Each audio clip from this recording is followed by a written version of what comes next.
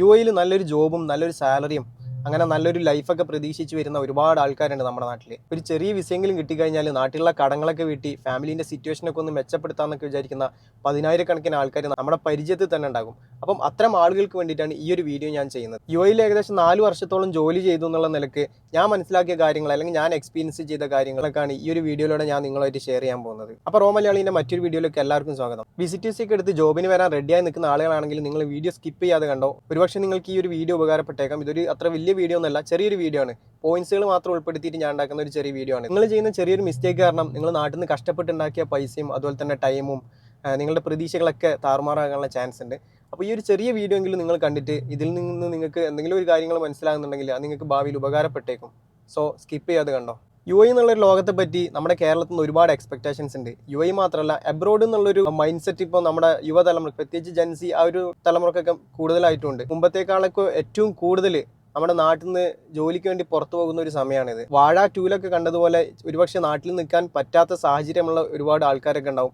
അല്ലെങ്കിൽ ജീവിതം എങ്ങനെയും പുറത്തുപോയി മെച്ചപ്പെടുത്തി ഫാമിലിന്റെ മുന്നിലേക്ക് ഒന്ന് അഭിമാനത്തോടെ നിൽക്കാമെന്ന് വിചാരിക്കുന്ന ആളുകളായിരിക്കും നിങ്ങൾ. അബ്രോഡിൽ ജോലി ചെയ്യാന്നുള്ള ഒരു സംഭവത്തിന് ഇത്രയധികം ഹൈപ്പ് കിട്ടാൻ കാരണം വേറൊന്നുമല്ല, സോഷ്യൽ മീഡിയ ആണ്. കണക്കുകളെടുത്ത് പരിശോധിക്കുകയാണെങ്കിൽ ഈ ഒരു കാര്യം നമുക്ക് മനസ്സിലാകും. പൊതുവെ നാട്ടിൽ നിൽക്കാൻ ഇപ്പോഴത്തെ ഒരു തലമുറക്ക് താല്പര്യമില്ല എന്ന് വേണം പറയാൻ. പഠിക്കാനാണ് മിക്ക ആളുകളും പോകുന്നത്. പക്ഷെ പഠിത്തത്തിന്റെ കൂടെ അവർ സൈഡ് വർക്കും കാര്യങ്ങളൊക്കെ ചെയ്ത് പിന്നെ അവിടെ തന്നെ ഗ്രീൻ കാർഡും കാര്യങ്ങളൊക്കെ ആയി അവിടെ തന്നെ സെറ്റിൽ ആകുന്ന ഒരു രീതിയാണ് പൊതുവെ കണ്ടുവരുന്നത്. യൂറോപ്പിലേക്കൊക്കെ പഠിക്കാൻ പോയി കഴിഞ്ഞാൽ പിന്നെ നാട്ടിലേക്ക് ഒരു തിരിച്ചുവരവ് വളരെ കുറവാണ്. പക്ഷേ യുഎഇന്റെ കാര്യത്തിൽ അങ്ങനെയല്ല. കാരണം ഇവിടെ പൊതുവെ പെർമനന്റ് റെസിഡൻസി കൊടുക്കാത്തത് കൊണ്ട് തന്നെ ജോലിക്ക് വേണ്ടി മാത്രമാണ് ആളുകൾ വരുന്നത്. അപ്പോൾ ഡയറക്റ്റ് നമുക്ക് വീഡിയോയിലേക്ക് കിടക്കാം. പ്രധാനമായിട്ട് 3 വഴിയിലൂടെയാണ് യുഎഇയിൽ ആളുകൾക്ക് ജോലി കിട്ടുന്നത്. അതിൽ ഒന്നാമത്തെ സംഭവമാണ് റെഫറൻസ് വഴി.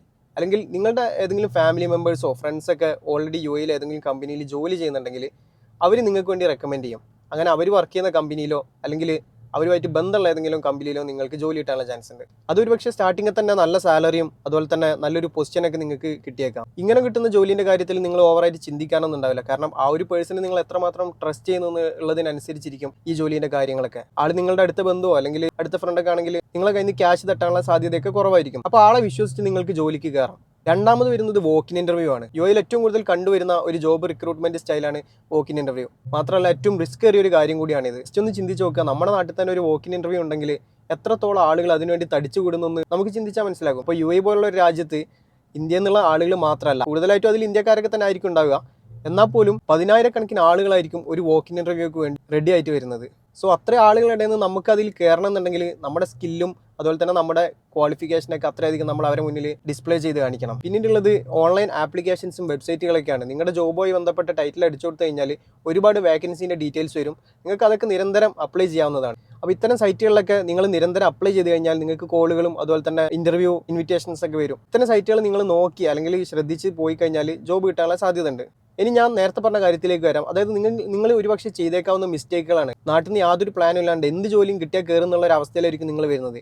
ആ അവസ്ഥയിലാണ് നിങ്ങൾ ചൂഷണം ചെയ്യപ്പെടാനുള്ള ഒരു സാധ്യതയും. അതിൽ ഒന്നാമത്തതാണ് ഫേക്ക് ഓഫേഴ്സ്. നിങ്ങൾ ഒരുപാട് ജോലിക്ക് അപ്ലൈ ചെയ്യുന്നതിൻ്റെ ഇടയിൽ ചില കമ്പനികൾ ഒരുപക്ഷെ അത്യാവശ്യം നല്ലൊരു സാലറി ജോലിക്കായിരിക്കും നിങ്ങൾ അപ്ലൈ ചെയ്തിട്ടുണ്ടാവും. പക്ഷേ അതിൽ നിന്ന് പെട്ടെന്ന് സ്പോട്ടിൽ കോൾ വരും അല്ലെങ്കിൽ ഇൻവിറ്റേഷൻ ലെറ്റർ വരും.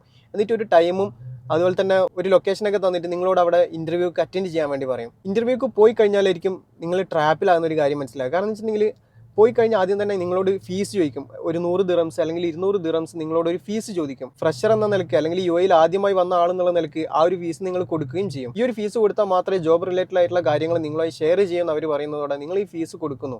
പക്ഷേ പിന്നീട് ഈ ഒരു ടീമിൻ്റെ ഭാഗത്ത് നിന്ന് യാതൊരു റെസ്പോൺസ് നിങ്ങൾക്ക് കിട്ടില്ല എന്ന് മാത്രമല്ല, ഈ ഒരു നമ്പറിൽ നിങ്ങൾക്ക് കോൺടാക്ട് ചെയ്താൽ പോലും യാതൊരു ഇൻഫർമേഷനും ഉണ്ടാവില്ല. ഇത് യുഎഇയിൽ വ്യാപകമായിട്ട് നടക്കുന്ന ഒരു ജോബ് സ്പാം ആണ്.